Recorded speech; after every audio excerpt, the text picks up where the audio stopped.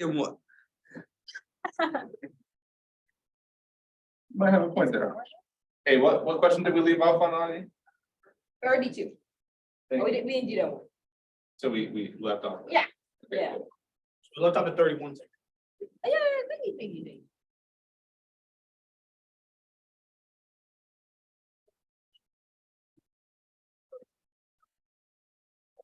One second. Apply for officers.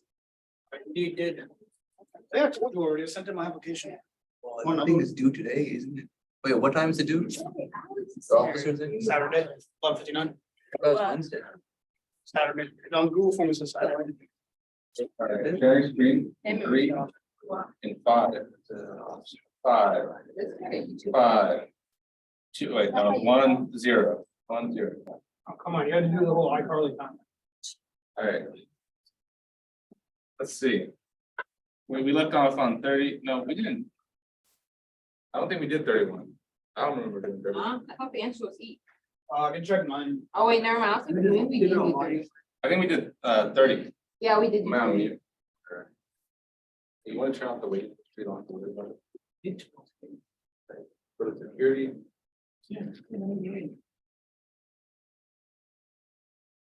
All right, so everyone can hear me. Okay, so it looks like we left off on 30 if I remember. Right, we determined the number of valence electrons in this element. Right? Mhm. All right, and what did we say it was?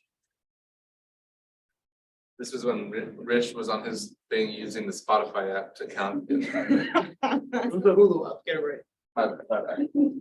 Okay, do we remember what it is? Yeah. We said 9, right? And I'm gonna stop sharing so I can try to get a periodic table here. Periodic table. Okay. 1 second, guys.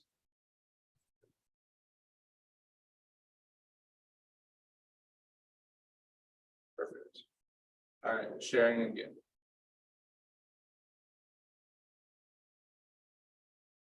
All right, so I got a periodic table so we can help explain this. All right, you want to explain it, Rich? Oh, that's so bad. It gets the job done. Yeah. All right. All right, you can use the little laser player. All right. A lot of the theory stuff doesn't make sense most of the time. Yeah. So I'd like to ask, what is the maximum number of valence electrons an element can have? Oh, Exactly, it is 12, because that corresponds to like this group right here, the whole zinc, cadmium, mercury, and what is that one? Copper, nickel? Yeah, that one. Wait, so the F group also can have more than 12? They probably can, but like for this class, we don't really dive into the F group. Oh. Frankly, I don't know what class you do dive into the F group, so yeah, anyways, mercury, right, has 12 valence electrons. So what we can do is just subtract, so gold will have 11, not really, but it's an exception. Platinum will have 10, and then iridium will have 9. So there's like 2 outer, and then like you add these. So 2 plus 1, 2, 3, 4, 5, 6, 7. 2 plus 7 is 9. What about silver? What about What would, how many valence electrons would it have? Or how many outer electrons would silver have? Right now. You got No, 1%? 1. It's 1. It's one. We got 2 answers here, No, 1 we and have one 2. answer, It's one. looking like Gen Chem 1 rank side? Okay, so what about the people on Zoom?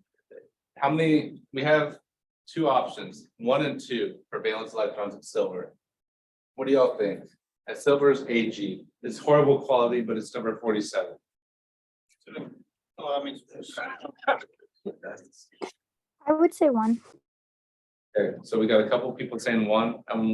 Does someone want to explain why it's 1? Because it is 1. Isn't it, since it's in the 9th row, it wants to add an electron, so it takes it out of the s orbital, and the s orbital is what counts as the valence electrons? It counts as the outer electrons, right? Yes. Yeah, so like she said, silver is one of those exceptions to electron configuration where it would actually be 1, 2, 3, 4. It would be 5s1, 4d10. And we know our outer electrons are our highest energy level electrons. So the 5th energy level electrons in the silver. So you would have just one outer electron that's in your s orbital. But if you were to look at cadmium right next to it would have 2 outer electrons, and there would be the two electrons in the 5s subshell. Does that make sense? So the Just to electron, clarify, D counts as valence electrons? yes, so for transition metals, the valence electrons are the s subshell before, and then the electrons in the d subshell. But that's only for transition metals. But for transition metals, the outer electrons is just the previous s subshell, the s orbital. Does that answer your question? Yeah, that clarifies it very well. Thank you. Yeah, thank you. All right, next question. Electrical configuration of phosphide, not phosphorus. P3 minus is what? Yeah, I agree. Got neon, so you can go to the noble gas configuration. So first one here is neon. Or let me ask you this first. Phosphorus, right, is right here. on periodic table. So P3 minus means what?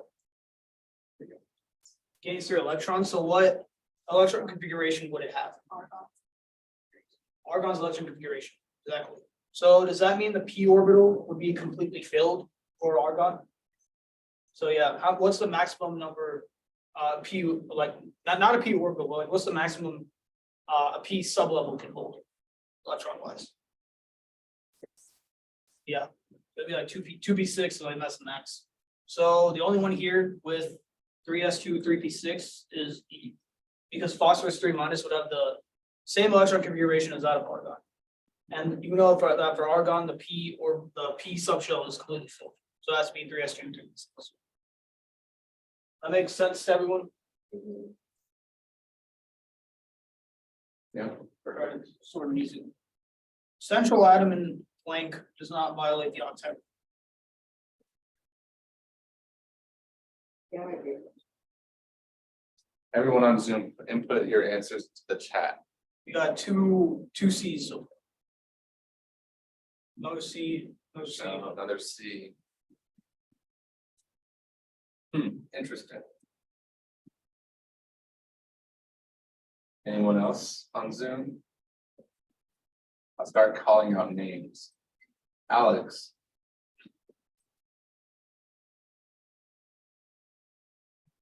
Okay, so you might want to explain this one because. All right, it's okay, Alex. You know, if you don't know it, we can explain it. All right, put L in the chat if you don't understand. No, I'm just kidding. Just say, okay, yeah, you can do that. Put L in the chat if you don't understand it, so we know to explain this one rather than just go over it a little, like very briefly. Well, one L is enough to Explain. justify an explanation. So right, It's out here. so right for the expanded octet, what elements from what period and above can have expanded octets? So yeah, period 3 and above cannot go as expanded octets. By above, you mean like below on the periodic table, Yeah, right? like 3 and like the number increases. That's what I Okay. said. Because periods go down, I Yeah. think. So like everything below 3, like period 3 and below. On the periodic table can have an expanded octet is what he means, in case you're getting that mixed up, because I know when you look at the periodic table. If you think above period 3, you might be thinking of period 2 and 1, but Alright, so and any element below period 3 can have an expanded octet. So like commonly you see like phosphorus, sulfur, chlorine, not really, so like phosphorus and sulfur, those two have your expanded octets. So everything downwards from there, or above that, below that, whatever you want to call it, has an expanded octet. So as you can see, right, krypton is in what, period 4. If it's in period 4, can it have an expanded octet? Is it possible? So yeah, we can go ahead and cross that. What about for xenon? Because it's in period 5, so we can go ahead and cross that off too. Let's skip C for now, because we saw a lot of Cs. Iodine, what about that one? Yeah, it's also period 5, so we can go ahead and get rid of that. And sulfur is period 3, so it's literally the bare minimum start off the trend. So yeah, the correct answer is C, because if we look over here, the reason, right, why these electrons or not electrons, why these elements can all have expanded octets, it's because they have a D subshell. They introduced a new D subshell, which makes it possible for them to hold more than 8 electrons. But for an element like, say, carbon doesn't have that D subshell, it only has S and P. So it can't really hold more than 8 electrons. Does that make sense? All right, for those of you who put L's in the chat, does that make sense? Is it, put W in the chat if it makes sense. W. You got a W. W question. Okay, so Michelle said that her professor, which we know who that is, said it was important to remember that C always needs to be octet for organic. Exactly. Yeah, it's pretty much the whole foundation of organic chem. Yeah. Carbon. Yeah, So yeah, again, carbon is just like oxygen, it can't exceed, 8 electrons, but carbon always likes to form 4 bonds, meaning it can only ever have 8 electrons max. I mean, sometimes it could have less than 8 electrons, opening up to things like nucleophilic attacks, but you don't need to know about that yet. Oh, thanks. Yeah, that's all fun stuff for a later class that me and Rich will tutor you on eventually. Really? Probably. Wow. It's going to snow, really? Wait, what? No, it isn't. No way. Nah. No way, I gotta try it. Sessions can't snow, I'm just kidding. Alright, All right, alright, Next what one. is the Lewis structure for butanoic acid? So the formula, in case you can't see it, I'll write it out more clearly. C3, H7, CO2, H. the OCHA too. Interesting stuff in the workplace. Sound like Russian Kimberly. So again, try to, when you see the atoms arranged this way, try to connect them in that sense, but remember, things like carbon can only form 4 bonds, and things like hydrogen can only form 1 bond. So don't put all the hydrogens connected to each other in the middle, Like, don't do this. Like, some people, right, in organic chem, not naming any names. For CH4, they did this, CHH. Clearly that's wrong, right? But. Yeah. All right. Want to go ahead and draw it for them? All right, so butanoic acid. First, start off. Carbon right here, 3 hydrogens. Like so. And try to do the trick.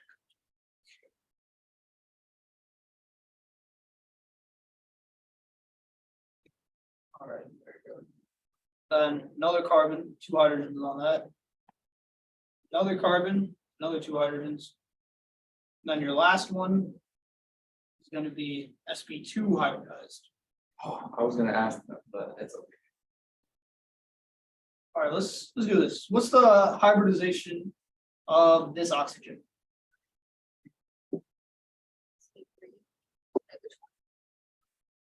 This one right here.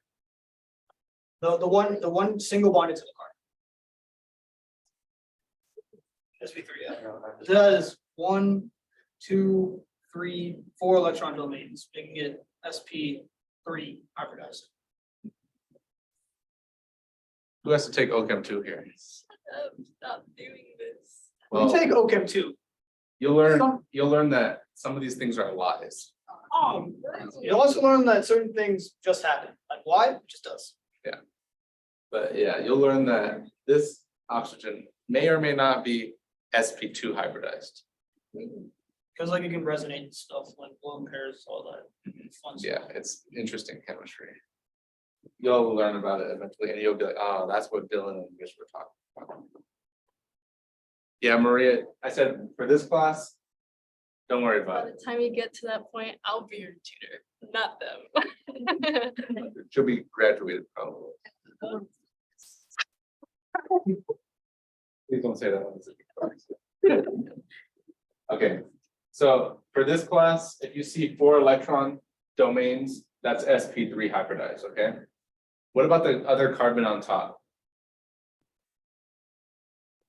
When referring to which one? I mean, other oxygen on top. Yeah, so this one would be sp2 hybridized, Those are 3 electron domains. exactly. All right, Done. Number 34, this is a nice concept question. Which principle states that no 2 electrons can have the same set of quantum numbers? Sure it's not Ronson-Lowry law? what about the Gaussian effect? All right, so my top scholars in the class. Thank you. I brought amazing donuts for everyone that came today. Wow. Yeah, what do y'all think? So our top scholars in the class said B. No, I said E. E. Oh, they said B. E. E is an echo, I think. So what do y'all think? Are we gonna follow the top scholars of UTSA or are we gonna No, stand our ground? stand your ground. E, save me a donut. Okay, so the answer is E, and you wanna explain what the Pauli exclusion principle is, Rich? Yeah, so Pauli exclusion principle basically says that like, no, like it basically is this, no 2 electrons can have the same set of quantum numbers. The reason being, right, when you look at like an orbital type thing, like these types of diagrams, 2 of these electrons will be pointing up, and like the quantum numbers basically state that like, like they're the address of an electron.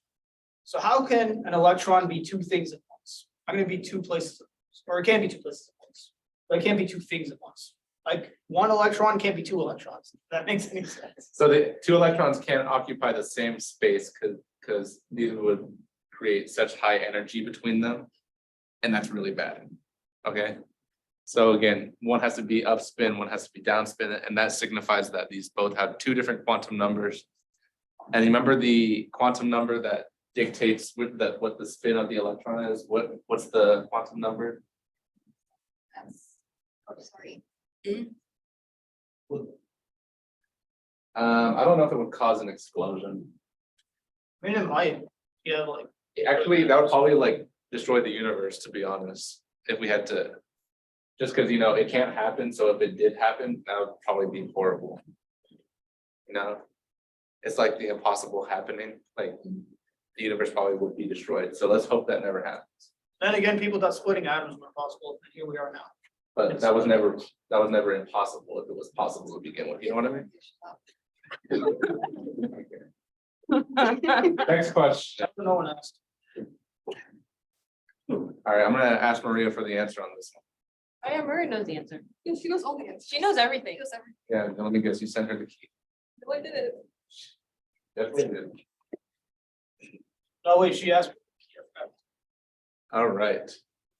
Calculate the CH bond energy given the following data. Carbon monoxide plus hydrogen gas makes methanol.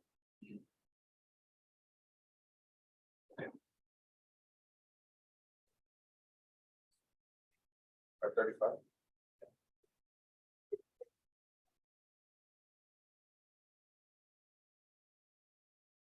I don't know if they-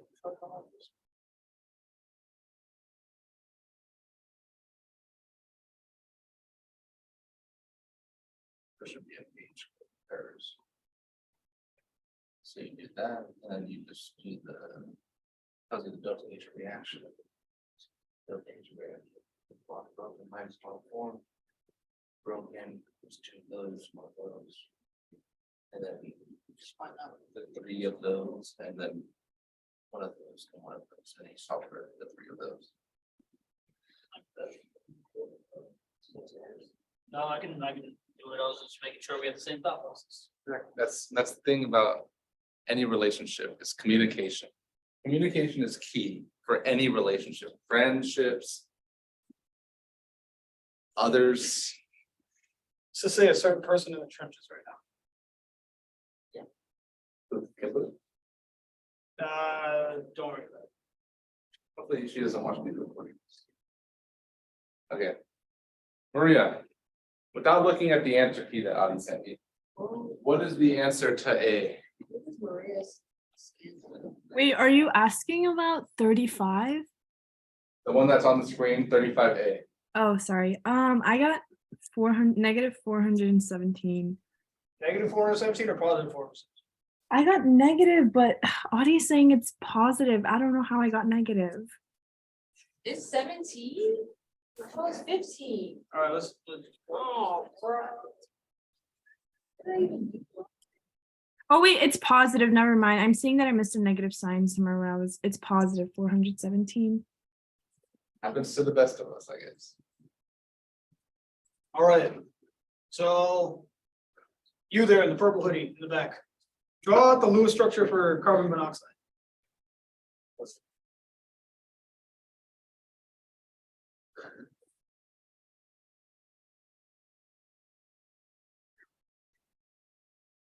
Yeah, that's kind of scary to even. You can use this. You can use what? You can use this like come use the iPad. Okay. Or you can just tell us like what's bonded to what. I mean, there's only one option there. Draw the C and a O. And then he'll tell you. All right, Wouldn't it be a double bond as well? Double bond, so like that. Yeah. Oh, never mind. All right, is that what y'all got? assuming 2 lone pairs here, 2 lone pairs here. Wait, is it triple bond? So it is a triple bond, and if you had no idea, you could just look at the little thing right here. Oh, Yeah. yeah, you're right. And they show that has to be a triple bond between the carbon and oxygen. Wait, why not double bond? Because the double bond would throw the formal chart of carbon out of whack. Like if we do, like let's say we do a double bond, like 2 Would the lone pairs formal chart here. be 0? Yeah, oxygen would be happy, right? If formal chart is 0. Yeah. Carbon 1, 2, 3, 4, 5, 6. Oh. Minus 6, it'd have a -2. Oh, yeah. Never mind. It has to be 0. Oh, yeah. Sounds cool. Is sense made? All right, carbon, oxygen, triple. Here's that. All right, and then we already know H2 we have 2 H2, so that's just 2 H single bond H, right? And then it makes methanol, which is looking something like this. CH3 O bond H. All right. So what's our formula we use? Equals what? Those H what? There we go. So delta H of reaction. Equals the sum of bonds broken. I'm just gonna abbreviate it to B minus the sum of bonds formed. So I'm just gonna, so B minus that. All right, so what goes on our bonds broken? Like what side is that? And what about the bonds formed? So for our carbon oxygen triple bond, see under 1072. Is that the only bond we have in the bonds broken? So each of these H's has 1, right? So there's 2 H's. So it'd be 2 times 436, And why is it 2, Rich? because there's 2 molecules of H2. So Okay, if we look at it like this, there's 2 Yeah. molecules, so there's 2 HH. and you know that because it's from the balanced equation, right? Okay. And then minus the sum of bonds. Minus sum of bonds. So bonds formed. We gotta calculate, unfortunately, our carbon hydrogen energy. So how many carbon hydrogen bonds do we have? 3, and then let's assume that the carbon hydrogen bond energy is X. We can call it anything we want, but let's just assume it's X. Yeah, it's like an asterisk. X. And then carbon, oxygen, single bond. How many of those do we got? So 1, so it's 358. 58. And then what about, not yet, what about our oxygen hydrogen bonds? 1. And how much would that be? 463. So then we'll set all of that equal To what? to negative 128. Which is delta H of reaction, right? So then, when we solve all this out, right, you just solve for x. So let's do some of the easy work and let's simplify this a little bit.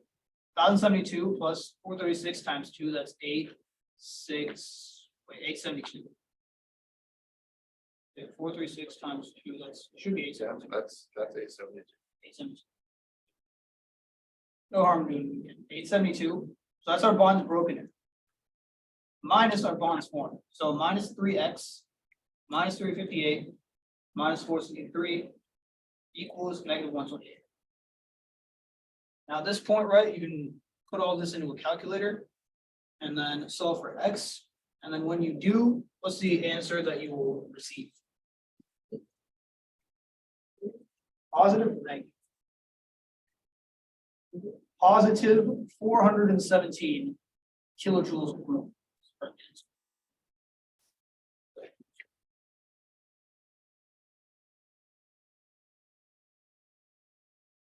All right, so that's how you do that one. Now let's move on to part B. The tabulated value of the CH bond energy, so like what it actually is 413 kilojoules. per mole. Explain why there's a difference between the numbers you have calculated and the tabulated value. So why we're getting different results for CH bond energy when the actual value is 413 and we got 417. What do you think, Audie? What do you think? It's not, like, it's not, there's still like a slight difference in electronegativity. So that might change like the delta H of that bond, because it's not like perfect enough over different, like 3 difference. That may affect it. Yeah, so there's a lot of explanations. I'd say the best explanation is probably the one Audie said, is that since there is a slight difference in electronegativity, it's not like the change in electronegativity from carbon to hydrogen is not 0. So that electrons are being pulled closer, slightly closer to carbon, meaning it's not like a complete, like it is considered a nonpolar bond, but because that unequal distribution of electrons being slightly pulled towards carbon, it may affect the experimental value of the delta H of delta H for the bond, what is the bond energy of carbon hydrogen bonds. Sorry, when you drew CO, explain why it wasn't double bond again. So when you do a carbon and oxygen, right, bond, so let's say we put a double bond here again. Every 2 lone pairs on both of these, and both carbon and oxygen have to satisfy their octet rule. They can't be, they're not exceptions, they're not expanded octets. So one thing about this, right, is formal charge always trumps the octet rule, like always consider formal charge over octet. So when we do our calculations here, formal charge calculations, we get 1, 2, 3, 4, 5, 6 electrons. And carbon has 4 valence electrons, so 4 minus 6 is -2. And then oxygen, right? Oxygen likes 2 bonds, so the formal charge is. But right for carbon oxygen, right for carbon monoxide, we need the formal charge, the overall formal charge to be 0. If we add up -2, 0, it's gonna be equal to -2, not 0. So let's say we move one of these electrons over and then we make a triple bond. Now oxygen has +1 formal charge, carbon has a -1. -1 to +1 now cancel out, and then the total formal charge is 0. Does that make sense?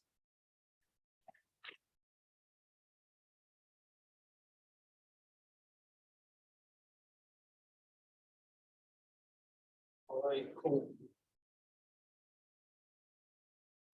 Moving on to question 36. Sorry for the weird stretching. It's probably me. Using the table of average bond energies below, the delta H for the reaction is.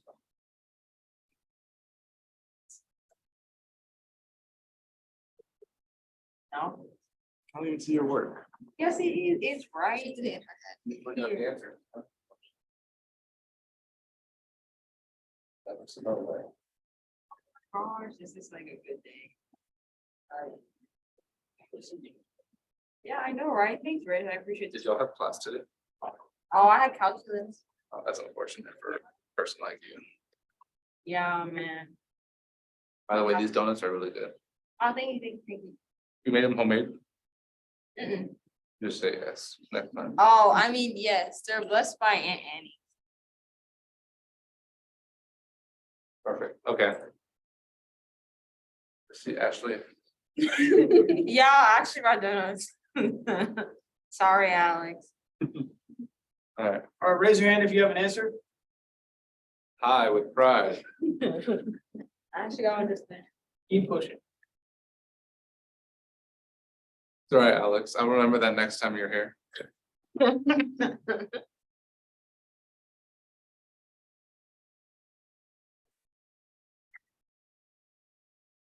Alex, I'll save you donuts that are not mine to save. If you tell me the answer and you get it right. All right, raise your hand if A is the correct answer. B. C. D. E. I don't know. Put L in the chat if you don't know.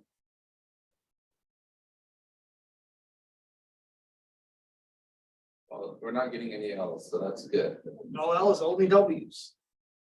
That's what I like to see. All right, All right, so let's go through this real fast. good job, Michelle. So what's the, again, what's the formula we're gonna use? Equals delta H of reaction. So delta H of reaction equals the sum of bonds broken, The energy of the bond's broken. the energy of the bond broken, minus the sum of the energy of the bonds formed. So, right, let's look at our bond broken, our reactant side. So if that's the case, we got our carbon-carbon triple bond. What's the energy of that? What's the bond energy of the carbon-carbon triple bond? There we go, 839. We're gonna add that to how many carbon hydrogen bonds do we have on the reactant side? So 2 times 413. And then that takes care of one compound. Now for the second one, what's our HI bond energy? 299. Then minus bonds formed. So our bonds formed is indeed going to be, what's the bond energy for carbon hydrogen again? I forgot. How many carbon hydrogen bonds do we have? Let's see, so carbon, hydrogen, hydrogen, double bond, carbon, hydrogen. So yeah, there are three carbon hydrogen. So we can do 3 times 413. And what about carbon iodine? 240. And then what about our carbon-carbon double bond? 614. So now we just solve out this entire monster of a math equation. Put that into our calculator. And you should get an answer of negative 129 kilojoules per mole. So indeed, C is correct. C double bond C. No, Is that no, it's like really polarized. So iodine having such a big electron cloud is gonna be able to polarize that. So it's not polar, but it's really easy to make. so we consider it not polar?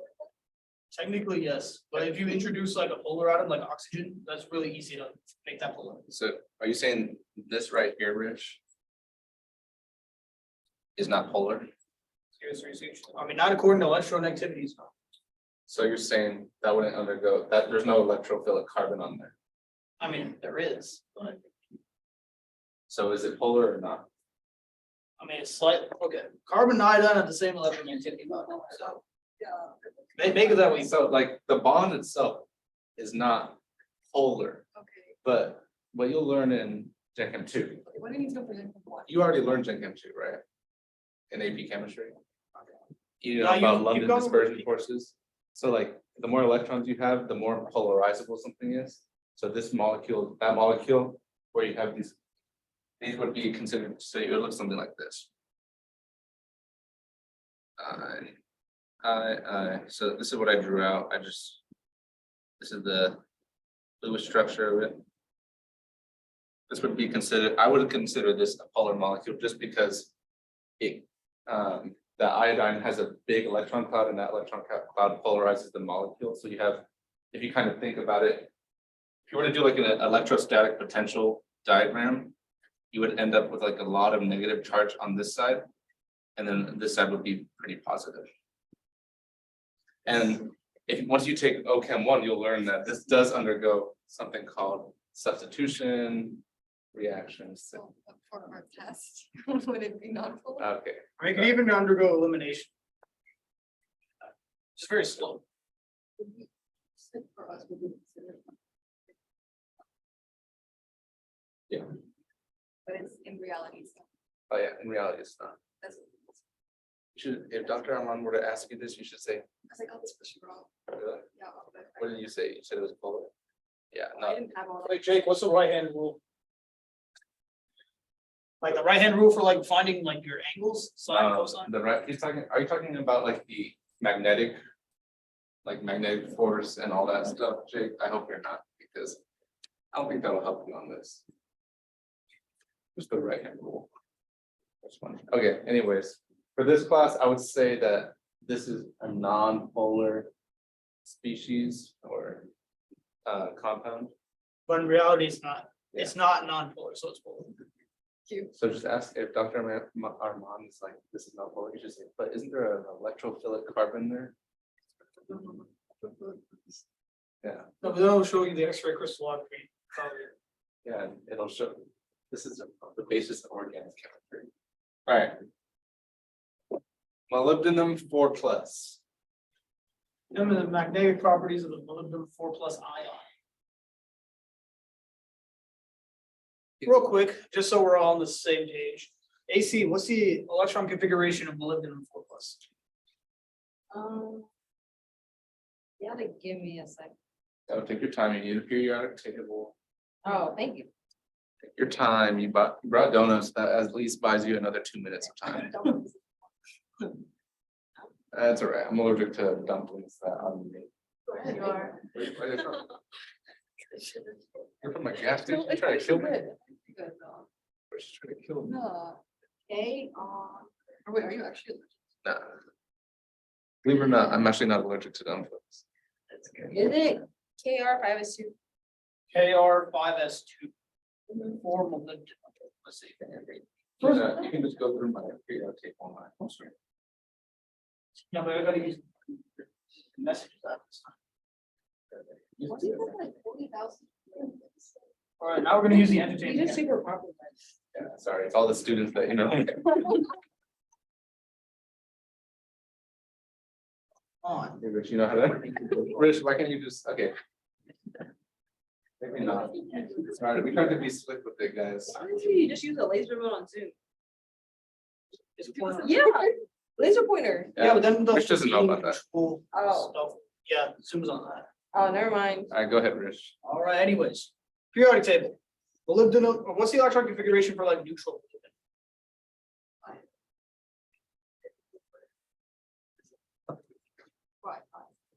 5s145. Oh, like, where's all the other stuff before it? Krypton and then, yeah. Oh, wait, it's one of those exceptions. Is it Krypton? It is one of those exceptions. You gotta remember to bring them in your mind. Yeah, you're right. Yeah, Thanks, Audie. it is indeed Krypton. So Krypton, 5s1, 45. And we all know why it's 5s1, right? Put a W in the chat if you know, an L in the chat if you don't know, And or an N if you don't care. or a C if you do care. Okay, yeah, that's correct, Dylan, and Alex isn't care. Mr. W getting shouted out a lot. All right, All right, so 5s145. What's the rule again for removing electrons or ions? Wouldn't it start from first the 5S and then you go to the D? Yeah, you remove from the S, then from the D. So S comes before the D. So not in the alphabet though. eliminate the S electrons. There's only one of these. So bye-bye. And it's molybdenum 4+. So it needs to lose a total of 4 electrons. So that means what? 5 minus 3 more needs to lose. Yeah. Right, so 5 minus 3 more needs to lose, so that'd be, what is that? KR for D 2, right?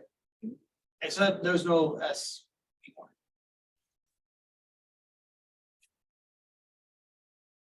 Except there's no S. There is no S. There is indeed a D. Sorry, we're having technical difficulties. Right, anyway. There is no S, but there is the D ion. So again, right, our configuration is KR 4D2.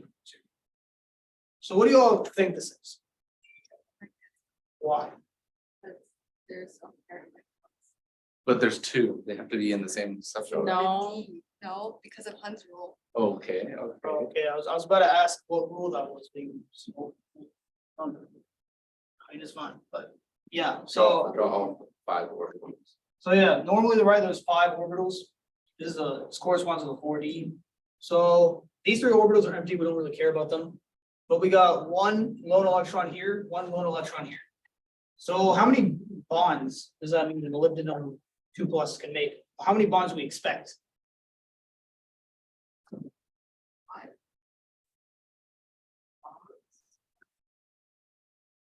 Two? That's Yeah, what it's there's about? 2 lone electrons, so there's 2 opportunities for its bond. Oh, So yeah, since there's 2 lone electrons, they're not in the same orbital. Correct answer is B, paramagnetic. Giving up on it so easily, yeah, I have to leave early. but you have to go eat turkey already. No. I'll eat turkey tomorrow. I'm only a big turkey person. I'm sorry if whoever's gonna come. More of a mashed potatoes and gravy kind of guy, you know, I only eat mashed potatoes or gravy either. it'd be a chili chicken type of guy. Hey, I don't know if this is a stupid question, but what is quad magnetic? It's not a thing. We did that to throw you off. Okay, I was like, did I miss something? Yeah. Okay.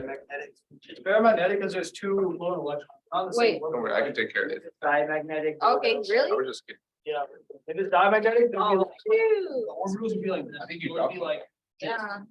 like, see how there's the same Cute. orbital, so they can't bond? Right. Yeah, Okay. that goes diamagnetic. Nice cake you got in there. I know, right? I baked it myself.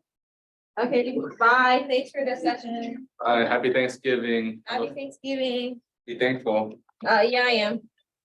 Wait, so what would be diamagnetic? Like the one you just drew?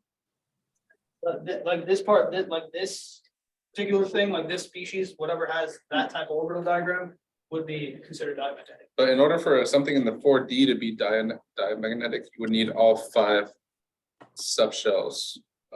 Oh, okay. So all of the subshells be filled?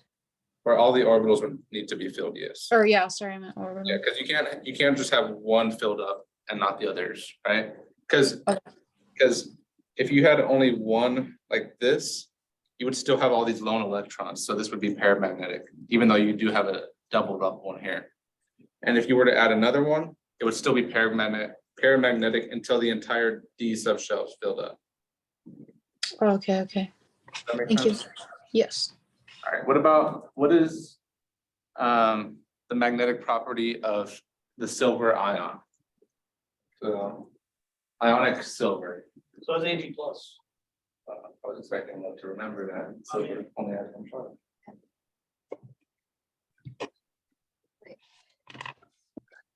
I don't know if you can remember. So we're talking about silver plus. Michelle, what do you think? Do you think it's diamagnetic or paramagnetic?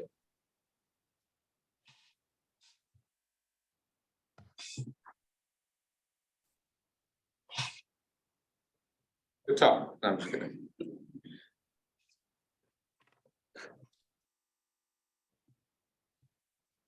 Okay, actually, yeah, good talk. Oh, wait, did they say it in the chat? I might have not been paying attention. Okay, so Maria says she wants someone to die. Alex says diamagnetic.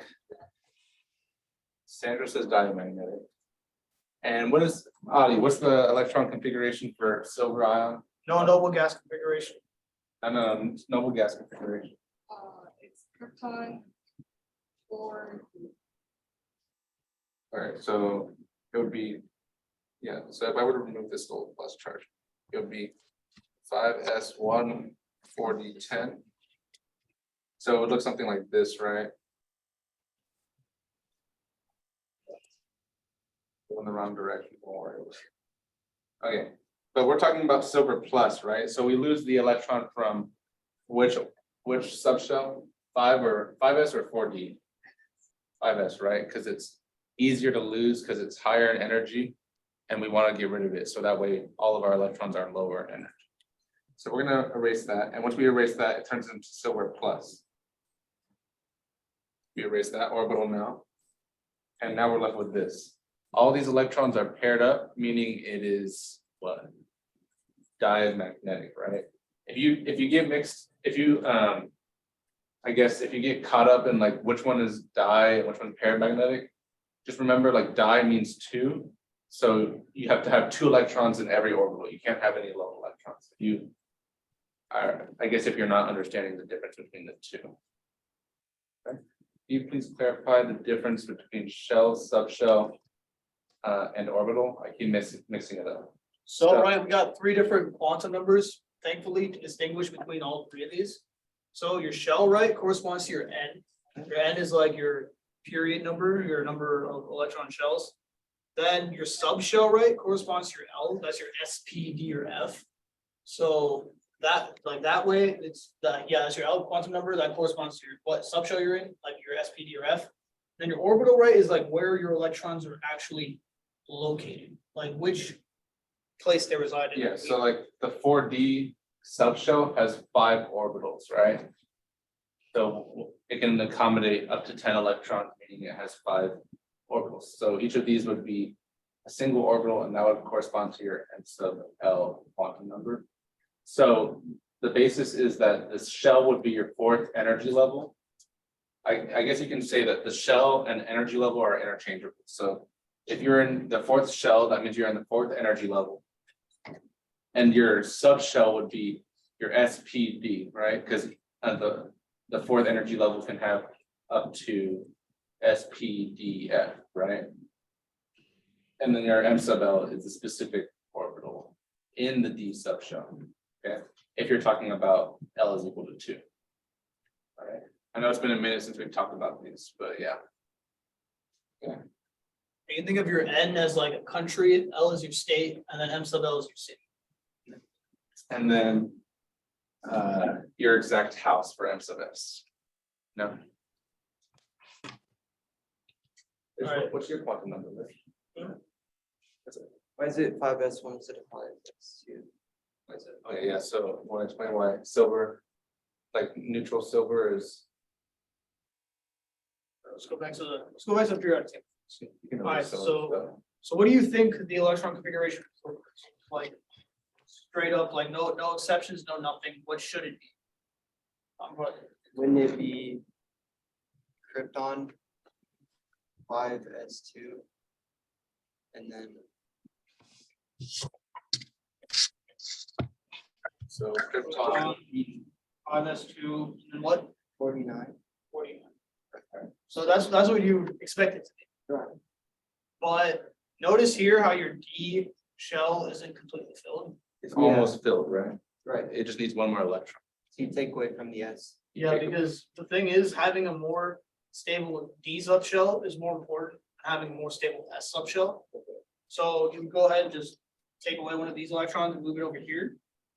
So what you'll have is an exception now. So krypton 5s1 4d10. And that's the electron configuration of silver, always, unless it's the silver ion. And what atoms do those correspond, do those electrons correspond, or exceptions correspond to? All right, so here are your exceptions. It's been a while since I talked. You got your chromium, your molybdenum, copper, silver, gold. So your 5 exceptions. And it doesn't correspond to tungsten, so that's, if you're wondering why we didn't circle tungsten, it's because it doesn't, those exceptions are not applied to tungsten, all right? I don't know why it's applied to gold. I think it probably has to do with the incorporation of an F subshell. on why it doesn't have to, why it doesn't apply to Thompson, but it does for gold. That's just what we learned, and I think then, gold just has more electrons, so you can generalize the trend. If it's not part of the exception, then I don't have to move. exactly. Yeah, if it's not part of the exceptions, just do it one. Yeah, so just those 5 elements are the ones that have weird electron configurations because of the exception. But yeah, all right, perfect. All right, this next one's a quick one. What's the value for Planck's constant? Just say it out. That's Avogadro's one. I'm just kidding. I What are mean, you talking about? Isn't it 2.998 times 10 to the 8th? yeah. Yeah, it is indeed. Planck's constant? Let's see. So E is equal to HF, so you get joules seconds. Okay, don't worry about it. It's all about memorizing the concepts. You don't need to memorize the units. Exactly. You focus too much on the units, but you forget about the concepts. Did you learn anything new? Or units? Never mind. Never mind. Once you take OCHEM, you'll understand like half the stuff it's in. I would try. Yeah, don't worry about that. Don't say that out loud right now. Wait, what did you say, Michelle? With what? Wait, Michelle said. Okay, so the, Well, I don't think, yeah. She's asking like, she's saying E is the speed of light, but then there's a negative sign, so no, it's not. yeah, you would be the speed of light had it been a positive 8 and not a negative 8. You're right. Okay, next one. All right. Bond angle for tetrahedral geometry is what? This is all stuff that we need to memorize, so like a question like this, ideally wouldn't take longer than a couple seconds. Okay, so we got one person saying A, but the answer is C as a circle. Yeah, because that goes back to like memorizing your like long chart, like tetrahedral, trigonal planar, or whatever, square planar, square pyramidal, all this stuff. The bond angle for that, yeah, for tetrahedral is 109.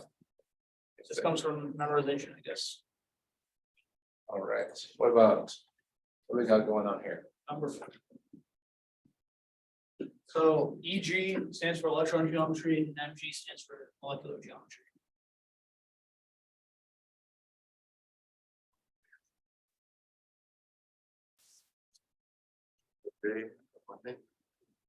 And hit back and arm and That was that.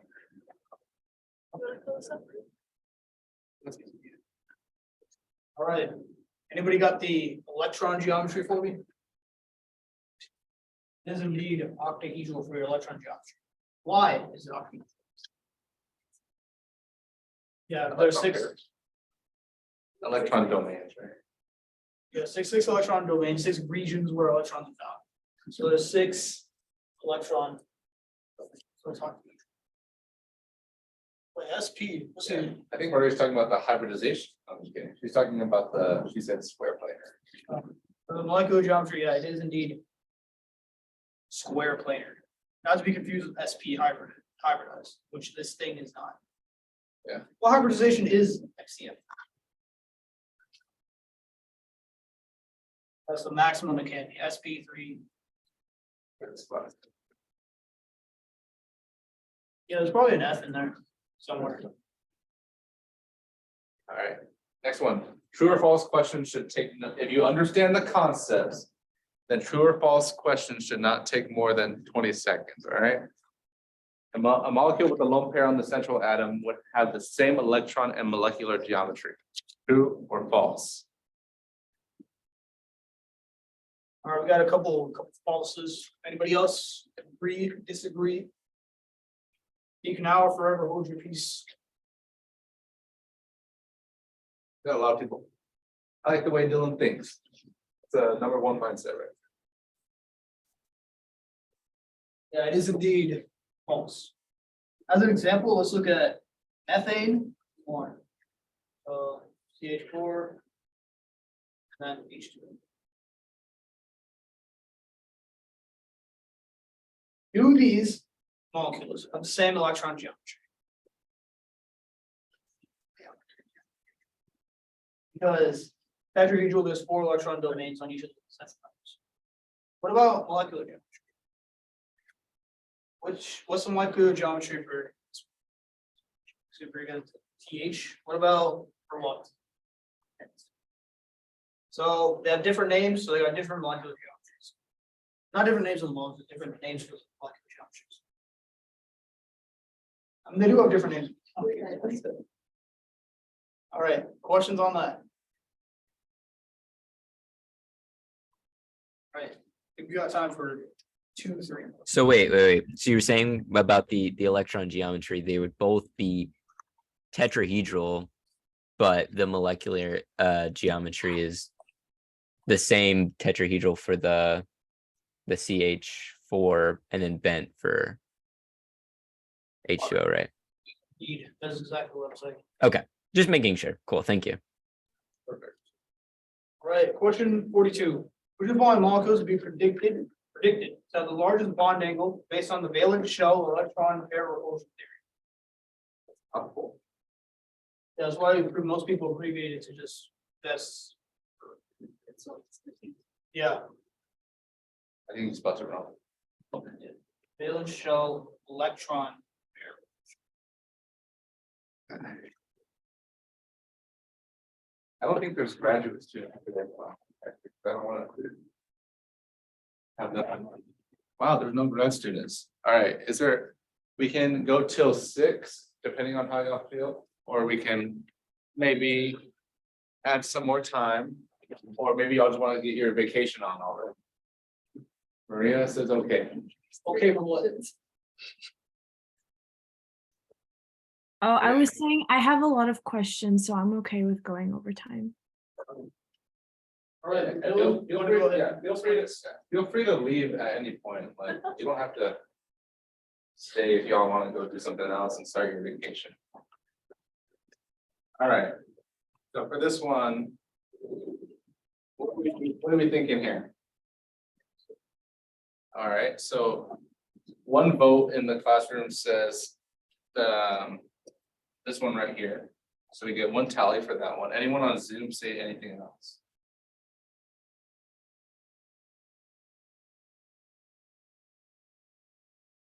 All right, so Alex says that as well. Okay. So the best thing here is to kind of look, we know H2S is similar to, because sulfur and oxygen are in the same group. You can, if you don't remember what H2S looks like, you can think of H2O. And we know we just said that H2O is bent. Let's see, H2O. And this angle is less than 109.5,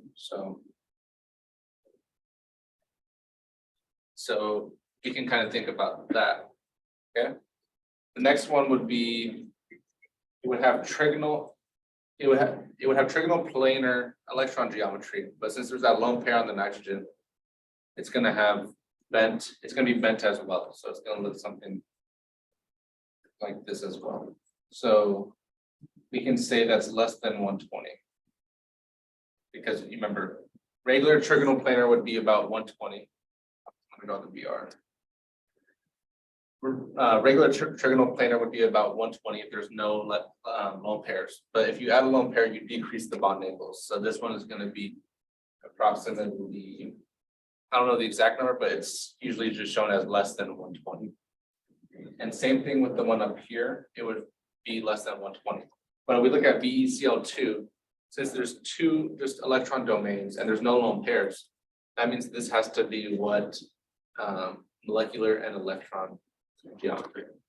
Linear, right? Yeah, I was gonna say linear.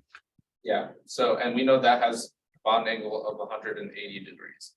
So this one would indeed have the biggest bond angle because of Vesper theory. All right, so because you wouldn't want to see, it wouldn't be ideal for it to be like this. 2 CLs really close to each other because these electrons are repelling. So you'll always see it on opposite sides for linear things. And again, Wait, so sorry, Go ahead. you said adding lone pairs decreases the bond angle? yes, so it decreases, because you remember normally if we looked at something that was trigonal planar like this, like formaldehyde. The bond angles here would be, this is trigonal planar electron and molecular geometry, right? So these bond angles are approximately 120. And if you want to get rid of the double bond, we can look at something else. We can look at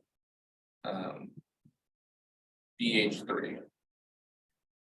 We know boron, one of the exceptions to the octet, it's happy with only 6 electrons. So this is trigonal planar, and this is approximately 120. All right. But once we add that lone pair, we start seeing a bent molecule. So it looks like this. And while this does kind of resemble this area, but instead of a lone pair instead of a hydrogen, this lone pair is going to push down on these fluorines even further. You'll almost drop my iPad. It's going to push down on these lone fluorines even further, making them closer together. So this bond angle is no longer 120 like this one. This bond angle is now going to be less than 120. And I don't know the exact number. Usually in the textbooks, it just says like less than 120 degrees. So that addition of the lone pair is going to cause the bond angle between the atoms and the central atom to shrink. All right. I'm talking about this bond angle here. 120 or less than 120. And this one right here is 120 for a perfect trigonal planar thing. And it has to do with that lone pair of electrons again. And as we see here, there is no lone pair of electrons on beryllium. So it's going to be perfectly linear, which means 180-degree bond angle. Does that answer your question? Yeah, I get it. It's like squishing it so that there's no space.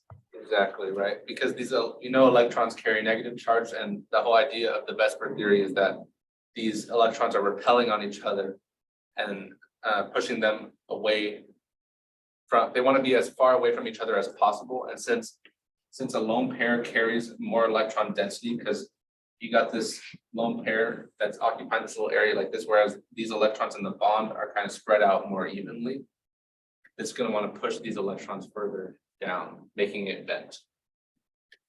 So yeah, so it has to do with the amount of negative charge that a lone pair carries. Dylan, I have a question. This is kind of dumb. But so on this question, it says, what does it say? Electron pair repulsion theory. So is that referring to any electron pairs? Because I thought, so I was between that one and the other one, but I was like, if it's saying electron pair, doesn't there have to be an a lone electron pair on the central atom? I don't know if I was just reading it wrong, but it's just referring to like any lone pairs, like anywhere in the model. Usually the Vesper theory starts coming in when you're talking about bond angles between atoms. And the whole idea, the reason it says electron pair is just because like typically bonds come with pairs of electrons, right? So that's why anything like this bond here has a pair of electrons, and this lone pair also has a pair of electrons, and they're pushing each other in opposite directions, and they want to be as far apart from each other. This valence shell electron pair repulsion theory is just the Vesper theory. Oh, okay. Did y'all go over what Vesper theory was in class? I probably watched it in one of his videos. So when it's referring to the electron pair repulsion theory, it's any electron pairs, not just the ones on the central atom. So are you referring to like these on the fluorine? Because usually when we're talking about, at least for this class, we only care about the bond angles between the central, like these angles here. So Yeah, this, exactly. That's my question. So if it's referring to the electron pair repulsion theory, the other one doesn't have like an electron pair, a lone pair on the central. this one? Yeah, so it doesn't need to have a lone pair. Again, these bonds come in pairs of electrons, so they're still considered an electron pair that's repelling each other to be 180 degrees away.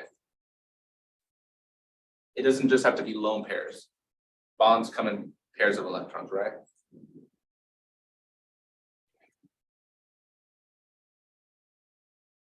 Right. Right. I knew that one. Perfect. Perfect. Okay. So here we go. So it wants you to calculate the wavelength of 95 million photons if the energy of all the combined photons is 43.653 kilojoules.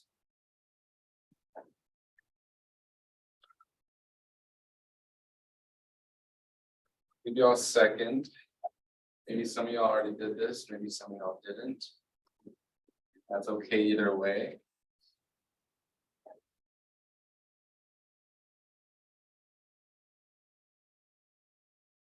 It's so dark outside.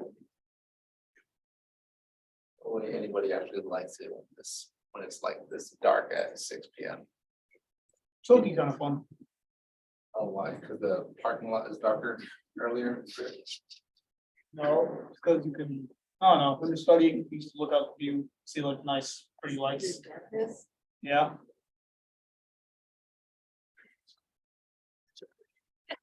I mean, where there is darkness, there will also be light.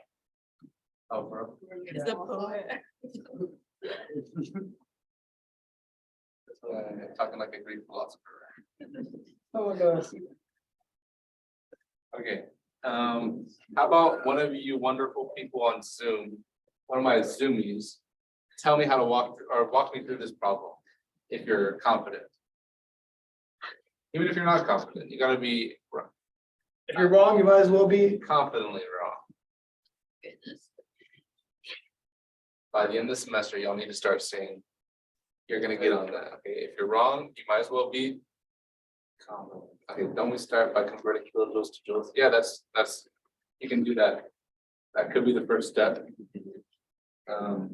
So if we want to say that, then we would have 43, ooh, that's gross color. Right. So we have 43,653 joules. Now what?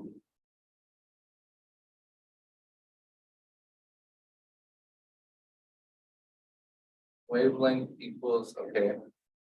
Yeah. So energy of the photon. Okay, so I see where you're going with this, Michelle. Is there anything else that we want to do before we go there? Okay, yeah, so calculate the energy of one photon first. And how do we do that? Yeah, so we divide the total energy of all the photons by the number of photons, and that'll give us the energy per photon. And if you don't believe me, just look at your units, okay? So we're going to divide by 95 million photons. And this is going to give you a number of about 4.595 times 10 to the negative 4. And look at our units. It's joules per photon. So now we just calculated the energy per photon, okay?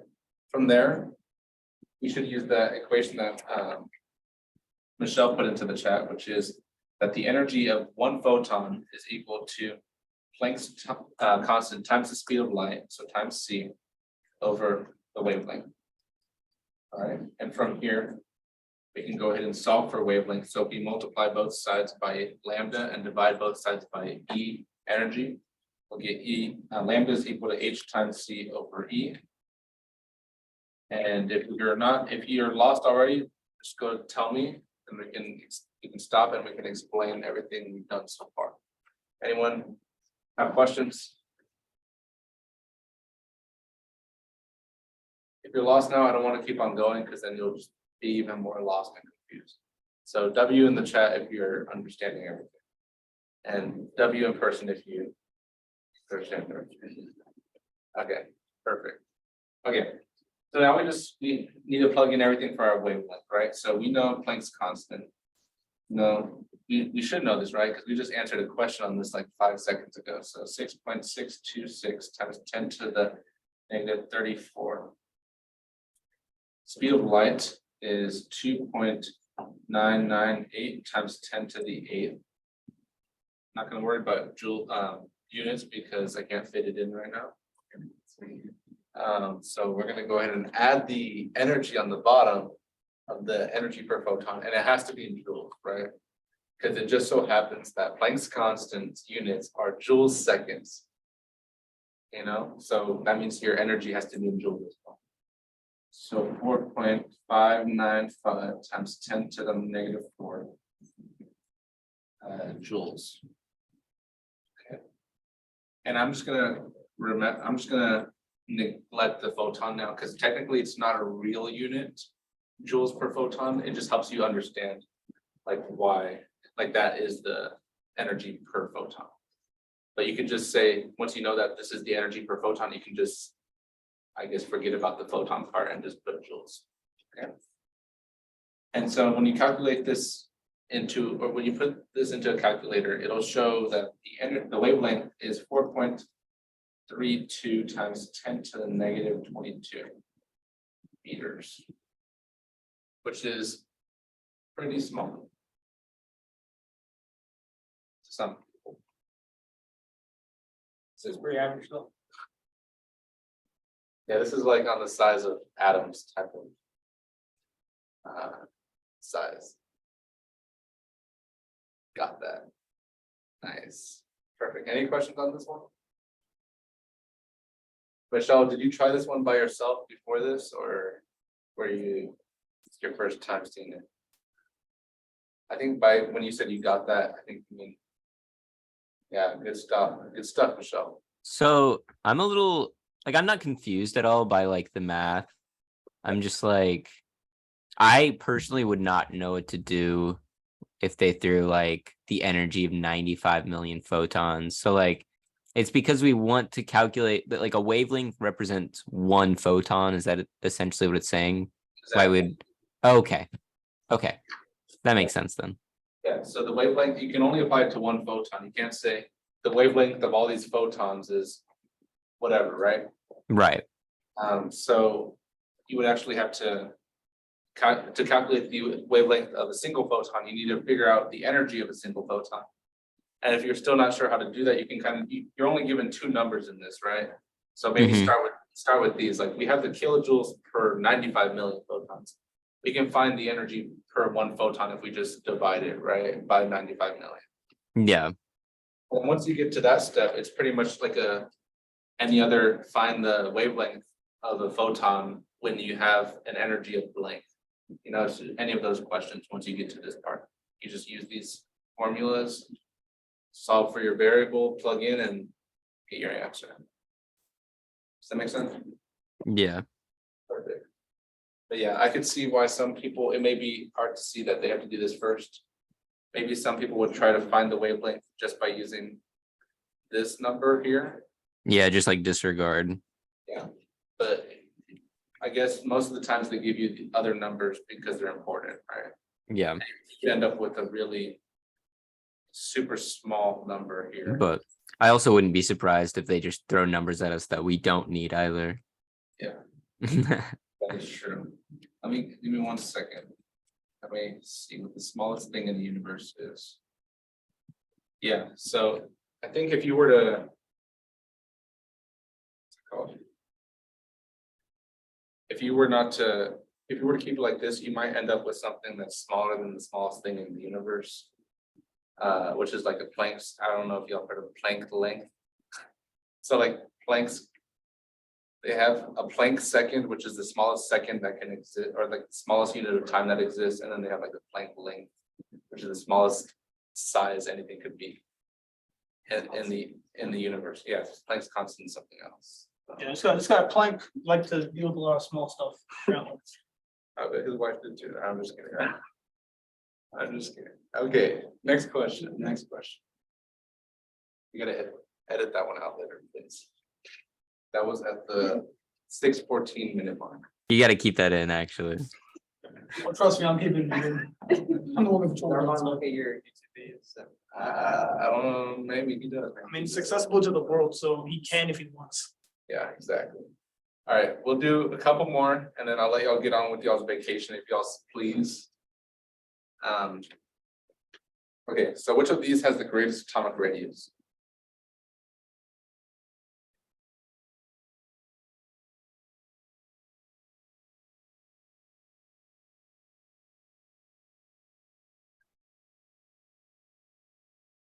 Alright, what do you put there? Audie? Audie put E. He said E. E? As in. Yeah. E. Sorry, I was I was closing now all my tabs to the periodic table. And then, We yeah, don't have that, it's like there's those. Rich cannot tell you what the atomic number is for osmium. He's not cool like that. Yeah. That's crazy. Write Okay, it down in your free time. I did it like fourth grade. what about Tennessee? 107. Oh, 117. Yeah, he's actually right. It's so Astatine. fast though. Astatine, 85. Oh my god. Gadolinium. Hmm? What's gadolinium? Gadolinium. Gallium? No, gadolinium. Oh, you don't know? Oh, this? that one. It's GD. 67, Ah, you're wrong. 68. No, I'm in the 60s. 64. Okay. Anyways, sorry, I was just messing with Rich right now. Okay, so yeah, the answer does happen to be E. And if you were to look at a periodic table, let's pull this one out. Osmium is all the way down in period 6. And it has, let's see. Xenon is up there in period 5. And we know osmium 2+ is gonna, even though it's an ion, it's still on a period below, meaning it's gonna have a larger atomic radius than xenon. And we know that as you go from left to right on the periodic table, atomic radius decreases, decreases. As you go from hydrogen to francium, so from top to bottom, atomic radius increases because of the added energy level, right? So osmium 2+ is the right answer here. So someone else put an element in the chat that you want Rich to see if he knows the atomic. Just one person, just want to see if he got his money yet. Go for a sketchy one too. Radon? Bro, too easy, 86. Bro, why are you gonna give him a freaking noble gas? Californium? 94. 95. It's not 98 was close though. What is LV? LNC. Oh, leave Morium. 160. That's crazy. Ytterbium, 71. 71. Is he right? Why beat 70? It's 70, not 71. Wait, Hafnium 72. Oh, I forgot about the other one. It's all right, guys. Sorry, we're not the best tutors.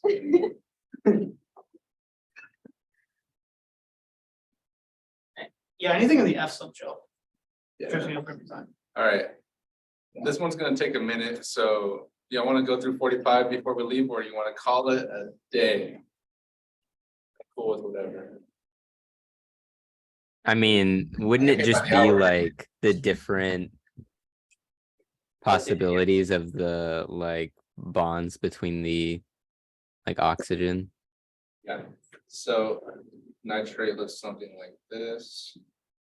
And it would just be that double bond, just swap between all 3 positions. Those are the resonance structures essentially, right? Exactly. Yeah. So, I mean, not entirely complicated. Yeah, you're right. Okay, I'm not gonna draw my electrons. I'll do it. Because, See, it's so much better to put up the dots. On the iPad, I get it, it's easier to draw dots, but like on paper, it's easier to draw lines. On paper, it's so much easier. No, because you can just do that. Connect, like, oh, one more. But the line has more surface area. oh, it's easier, look, 1, 2 versus that, which one's easier? Dots. iPad is pretty nice. Okay, if you put, You don't even have that. I'm using that paper. okay, if you put lines on I'm gonna do that. Lines or I'll draw dots? lines. lines. It's supposed to show mechanisms of lines. Like lines instead of like lone pairs for dots. Oh, line, that's what she does, yeah. Okay. So yeah, that's the You wanna keep doing some more? Oh, Sponge of residence. it's a bunch of resonance structures. I wanted to ask a random question that had to do with like something I was asking about before. Sure. So like if like a molecule doesn't have like lone pairs, then it like on the central atom, then its electron geometry is the same as its molecular geometry, right? So I would say that, yeah, yes, but I would say that the molecular geometry is the same as the electron geometry. It Oh, okay. Well, yeah. better conceptualize it, just because the molecular geometry is what's changing. Right, What's changing? What do you mean? like it changes if you add lone pairs to the central atom. Oh, okay, yeah. So, And then it's molecular geometry with okay, yeah. yeah, so you, either way you said it right. I just think to understand it more conceptually, you would say that the molecular geometry is the same as the electron geometry. But when you add lone pairs, the molecular geometry changes, but the electron geometry is still the same. When you start adding lone pairs to the central atom. Okay. Yeah, does that make sense? Mm-hmm. Is that something you were kind of like iffy about? I know. Yeah, I just have a lot of reviewing in that subject to go over because it's like the least amount of time that I think like Sadegi has spent on something that's like this, I don't know, important. Yeah, I'm not gonna, this isn't assigned homework, but you know, y'all are in the best position because y'all's test is on Wednesday next week. Hmm. You have Thursday, Friday, Saturday, Sunday to be just doing a bunch of practice problems for it. And Monday, Yeah. and Tuesday, if you feel like it. Could you I haven't gotten an email with like these practice. Is this like a whole like chapter 7 through till the test, like the all the Yeah. so the this is next like- test review, yeah, this basically? is just like the exam 3 practice problems for this class. Should have sent them out, like, I should have sent them out like maybe 2-3 weeks ago, so maybe check. Oh, really? Okay. If you didn't, it's fine, I can just send it to you again. Okay, I'll look through my email, and if I don't find it, I'll say something in the group me or something. You're in the group meeting. Alright, so just type in your email in the group me and I'll just send it to you. Real. Okay. Thank you. But yeah, don't slack this weekend or this long 4-day weekend, all right? Thursday, tomorrow, just relax, wind down, but after that, hit the books, guys, because before you know it, Wednesday will be here, and then we don't want y'all to be in the trenches on Wednesday, okay? The test is Tuesday. I mean, Friday. Wednesday. It's Wednesday. Wednesday, yeah. The whole reason is Friday is like a student study day or whatever, so like, they're not It's gonna, already finals weekend. yeah, like, we literally get back and then the week after is final week. That's fun. Okay, cool. And I get paid to proctor next week. It sounds like a deal to me. Oh, yeah, so do I. All right, if there's no more questions, we're gonna go ahead and stop the recording. And have a happy